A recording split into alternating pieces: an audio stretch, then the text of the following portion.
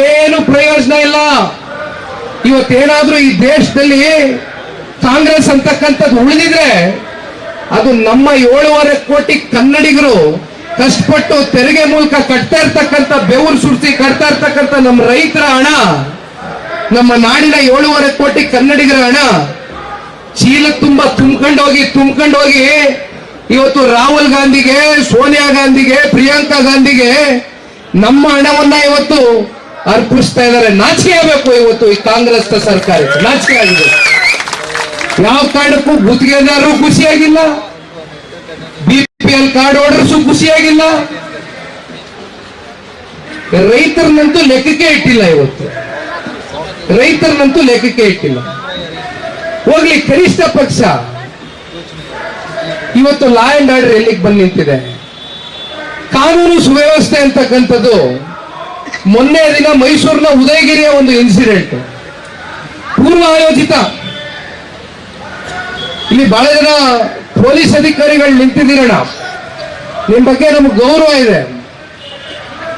ಕಾನೂನನ್ನ ರಕ್ಷಣೆ ಮಾಡತಕ್ಕಂಥ ಪೊಲೀಸ್ ಅಧಿಕಾರಿಗಳ, ಪ್ರಮುಖ ಪೊಲೀಸ್ ಅಧಿಕಾರಿಯ ಕಾರ್ ಮೇಲೆ ಕೆಲವೊಂದಷ್ಟು ಸಮುದಾಯದ ಒಂದು ವರ್ಗದ ಗೂಂಡಗಳು ಪೂರ್ವ ನಿಯೋಜಿತ ಕಲ್ಲುಗಳನ್ನ ಇಟ್ಕೊಂಡು ಆ ಕಾರಿಗೆ ಕಲ್ಲನ್ನ ಎಸಿತಕ್ಕಂಥದ್ದು ನೋಡ್ತೀವಿ ಅಂತಕ್ಕಂಥದ್ದಾದ್ರೆ ಇವತ್ತು ಕಾನೂನು ಸುವ್ಯವಸ್ಥೆ ಎಲ್ಲಿಗೆ ಬಂದು ನಿಂತಿದೆ?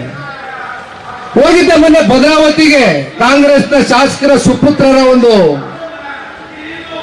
ದಬ್ಬಾಳಿಕೆ, ದೌರ್ಜನ್ಯ, ಒಂದು ಮಹಿಳೆ ಅಧಿಕಾರಿಗೆ ಅವರು ಮಾತನಾಡಿರ್ತಕ್ಕಂಥ ಮಾತುಗಳು ನಿಜಕ್ಕೂ ಕೂಡ ಒಬ್ಬ ನಾಗರಿಕನಾಗಿ ಇವತ್ತು ವೇದಿಕೆ ಮೇಲೆ ನಿಂತು ಮಾಧ್ಯಮದ ಮುಂದೆ ಮಾತನಾಡ್ತಕ್ಕಂಥ ಮಾತುಗಳೆಲ್ಲ ಆದ್ರೂ ಮಾಧ್ಯಮಕ್ಕೆ ನಾನು ಧನ್ಯವಾದ ಹೇಳಬೇಕು, ಅಭಿನಂದನೆ ಹೇಳಬೇಕು. ಇಡೀ ರಾಜ್ಯದ ಗಮನ ಸೆಳೆದ್ರಿ.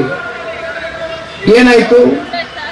ದಯವಿಟ್ಟು ಅಧಿಕಾರಿಗಳಿಗೆ ಹೇಳ್ತೇನೆ, ಯಾರೋ ನಮ್ಮ ಪಕ್ಕದ ಮನೆಯಲ್ಲಿರೋ ಅಧಿಕಾರಿಗಾಗಿದೆ ಬಿಡಪ್ಪ, ನಮ್ಮವ್ರಿಗೂ ಬಂದಿಲ್ವಲ್ಲ ಅಂತ ಯಾಕೆ ಕಣ್ ಮುಚ್ಕೊಂಡು ಕೈ ಕಟ್ಕೊಂಡು ಕೂತ್ಕೋತೀರಿ? ಎಷ್ಟು ವರ್ಷ ಈ ಅಸಹಾಯಕತೆಯಿಂದ ನಡ್ಕೊಳ್ತೀರಿ? ಬನ್ನಿ, ಬೀದಿಗೆ ಇಳಿರಿ. ನಿಮ್ ಜೊತೆ ಜನತಾದಳ ಪಕ್ಷ ಇದೆ. ಅಧಿಕಾರಿಗಳಿಗೆ ಹೇಳ್ತಾ ಇದ್ದೀನಿ, ಇವತ್ತು ನಿಮ್ ಸ್ನೇಹಿತರಿಗಾಗಿದೆ, ನಿಮ್ ಸಹಪಾಠಿಗಾಗಿದೆ, ನಾಳೆ ನಿಮ್ಗಾಗ್ತದೆ. ಯಾಕೆ ಇಂಥ ಪರಿಸ್ಥಿತಿಯಲ್ಲಿ ತಾವೆಲ್ಲರೂ ಇಂಥ ಪರಿಸ್ಥಿತಿ ಒಪ್ಕೊಂಡು ಅನುಗುಣವಾಗಿ ಯಾಕೆ ಹೆಜ್ಜೆ ಆಗ್ತಾ ಇದ್ದೀರಿ?